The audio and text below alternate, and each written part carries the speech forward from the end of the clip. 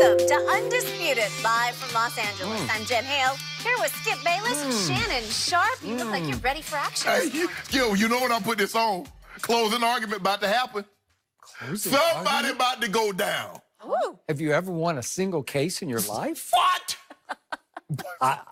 I'd be shocked to find that out because I don't know one. Hey. You know, I've been wondering, whatever happened to that guy? What was his name? James? James? Whatever happened to him? It's all about number 2 now, right? It's his league. A-list basketball player, A-list actor. Really? Yeah. Maybe he's gone. Producer. Maybe he's gone totally into acting. No, he's not. Right? No, he's not. No, no, That's all right. Rumor has it Kawhi's the most powerful man in basketball. I just want to talk about number 2 now. Oh, you want to talk about him again? Yeah. Okay. Well, let's get started then with their topic of choice this morning, the Claw. We all know by now that Kawhi, yes, he's a Clipper, but for how long? He reportedly signed a 3-year deal for $103 million, but Boardman has a player option after the 2nd year, so that means he could be a free agent in 2021. Oh. Most analysts were predicting Kawhi would ink a 4-year deal. Ironically, Paul George can also become a free agent in 2 years. Coincidence? Probably not. Shannon, what does this tell you? It's about having control, Skip. Really, the only leverage that these superstar players, and I believe all the superstar players should do this, is that their ability to leave. Because a lot of times, Skip, if I sign a long-term deal, you tell me, okay, you're recruiting me. And you tell me, well, I'm going to do everything I can to make sure we're competitive.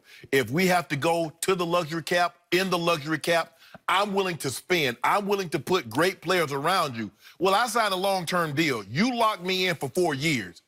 And then all of a sudden in year 2, you're like, nah, we good. We're not going to spend anymore. But the threat, because it's not very often that you get these guys. And when you get a superstar, you're willing to do almost anything to keep him. You see, the threat of him leaving means more to you than you not going in the luxury tax. Skip, when I was growing up, my grandmother really couldn't force me to do anything. But the threat of her tearing my ass up made me do everything. You were scared of your grandmother? Yeah, because I thought you were more scared of your grandfather. Both, but after my grandfather passed, you know, she started wearing both hats. My grandma had no problem putting them hands in your mouth. You know what I'm saying? You act the fool, you show out, you get whoa out. So, Skip, the thing for Kawhi, he's looking at it like, okay, I know you're telling me all this. You're telling me, you know, you're going to do this, and we're going to keep Paul, and we're going to add pieces around. I'm going to make sure you do that. You know where he got that from. Where did he get that from, Skip? Oh, stole a page out of you noticed that, too? the deposed Kings. James. Yeah. Because when he went back to Cleveland, Dan Gilbert told him all the things that he was going to do to make sure they stay competitive. And then all of a sudden, he didn't want to do it. So LeBron had to bounce. But LeBron kept doing these 1-year deals. 1 year, okay. Because long as I keep my foot on your neck, you're going to keep doing what you're supposed to do. And that's what Kawhi is doing. That's what a lot of these great players are doing because that's the only leverage they have. That's their power, Skip. Their ability to walk at the end of 1 or 2 years. That's the power. They're using it. So, Jen, this is highly amusing to me because for weeks on end, I've sat across from this man, my partner on this show, and first, all through the playoffs, he kept telling me what an injury risk number 2 was. He was always hurt. And, boy, they should be concerned about number 2 because he's got this and that and the other. I couldn't keep up with all the thises and the that's because you never know about this guy. Yeah, he was hurt. So one of the all-time injury risks in the history of the NBA now rules the NBA. I've never seen quite like it. And I had to sit and listen to you last week because you were convinced to a 94.7% level that he was going to join forces with your now deposed King, James. Yeah. And so you were all about the Claw. The Claw is coming to L.A. 96.2. Yeah, 96.2. The Claw is coming to L.A., and he was coming to L.A. Yeah. He's just going to the other side. Exactly. Yeah.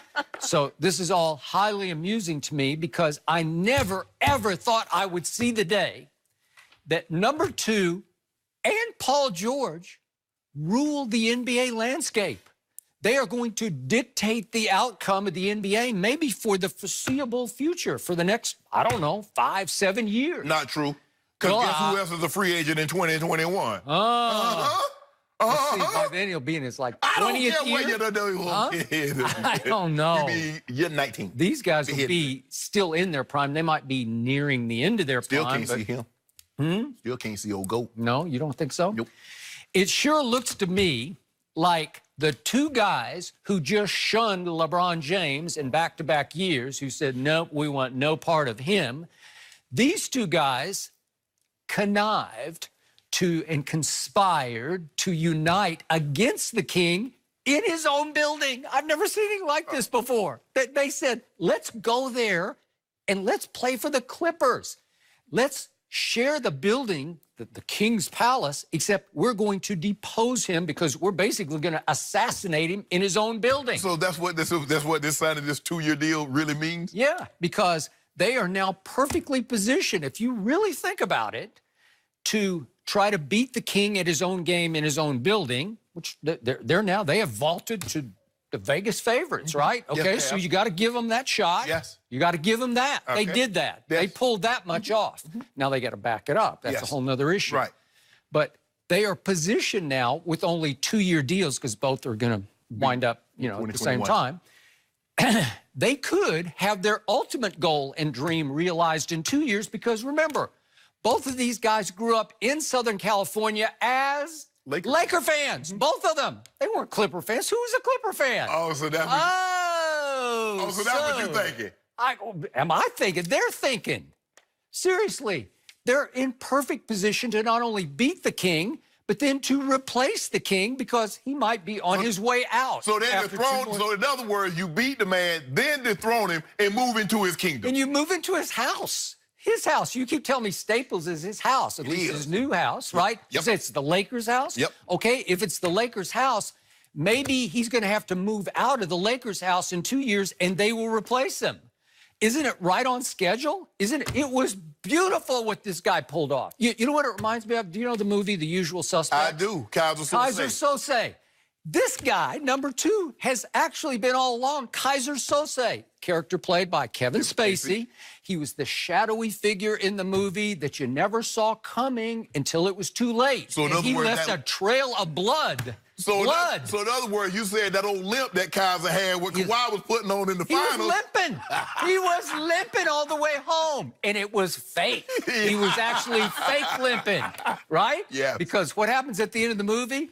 Kevin Spacey walks out of the office and he's limping and he's limping, and then all of a sudden he's walking faster and faster, and all of a sudden he's walking full speed. Choo, choo, choo. Here he comes, right back to LA. Yes. So Kaiser Sose LeBron didn't see him coming. Right. Because LeBron thought he was going to join foot. Nope, Kaiser Sose doesn't work like that. Well, look, they did a great job, and you and I discussed this on Monday, how with all these great insiders that we have from the Woj and from Chris Broussard and all these guys that inside. He beat them all at their own game. He did. He did. To keep the lid on this.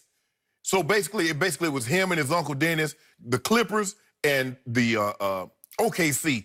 And how it didn't leak in OKC, we understand why it wouldn't leak in the Clippers, because two teams that he had them put them to the side because they leaked information that he told them that he wanted to keep quiet. Yeah. So the Clippers weren't going to blow this. If it had got out, it would have gotten out on the OKC side. But this is what was so puzzling to me. Everybody now, Paul George is that guy. The very guy that you call Paul George, the very guy that I called George Paul. You call George Paul, yes. Why do I call him that? Why have I called him that? You called him. Because right on schedule, when you least expect it, when you think, uh-oh, he's ready to become that guy. Right. Nope, he turns back into George Paul. And the guy that you said was a poor man's LeBron James, and he had a great season. I won't deny that. And I defended him because I always thought he was a very good player. Now, he had a great season last year. But now Paul George is like, oh, boy, they got Paul George. You see what they did? I agree. Paul George running thing. Paul George ain't run nothing. Okay. All he did, tag along. That's what he did. All right, so now I got another fictional analogy for you because you often bring this Shakespeare play up on this show. Okay. It is called Julius Caesar. Yes. Okay? And it really applies to what we're seeing right now. Do you know Julius? I think you do. A little bit. You're the guy who brings it up. I never try to grandstand over here, even though I went to Vanderbilt, and I majored in English, and I did Shakespeare, and I know all the plays. And if Shakespeare ever comes up as a category in Jeopardy, it's lights out. But we go to Julius Caesar. What happened? What's the big line in the play is et tu, Brute, meaning, and you did this to me? You did this? You stabbed him. He assassinated Caesar. One of his loyalists assassinated Caesar. It was Brutus. And there's another line earlier in the play in which they look over at Cassius, another friend of Brutus's and supposedly a loyalist of Julius Caesar. And they say, Jan Cassius has a lean and hungry look. Such dangerous man coming. Okay, so there were two of them. There was Brutus and there was Cassius. And they conspired to assassinate and overthrow Julius Caesar.